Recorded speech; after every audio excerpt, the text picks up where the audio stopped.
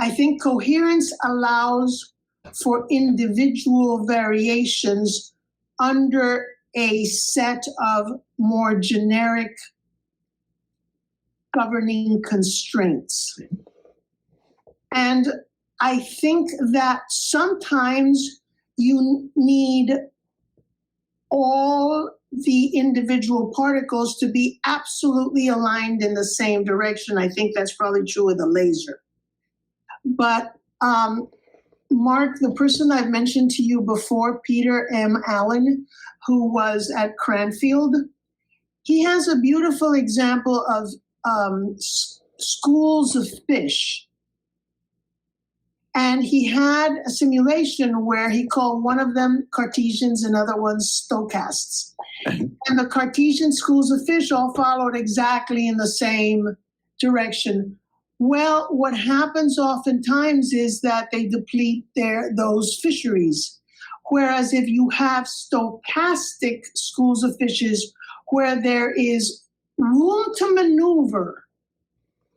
So I don't know if the word alignment in business means absolutely marching in sync, but if it does, that's not what complexity is about, because especially natural complex adaptive systems require enough flexibility on the part of the realizers, the individuals that are part of that overall alignment, to explore the state space and perhaps find new resources when too much alignment will deplete the resources, probably. It might work very nicely for the short run, but you don't want that for the long run, because then one thing we know again about biology is that if a species is absolutely fit for that niche, it will deplete that niche very quickly. And it will have if it has a perfect one-to-one match between its characteristics and the resources of the niche, if that resource starts going away, then there's nothing for this to do.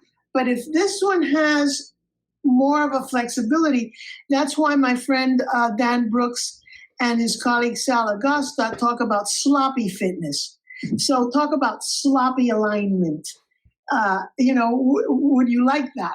It's aligned enough for purposes of the organization to achieve its goal or its function, but it is sloppy enough to perhaps discover a new path that might achieve that function better.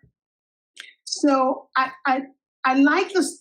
I don't like the rigidity of a monolithic block, and I don't think nature does that at all, ever.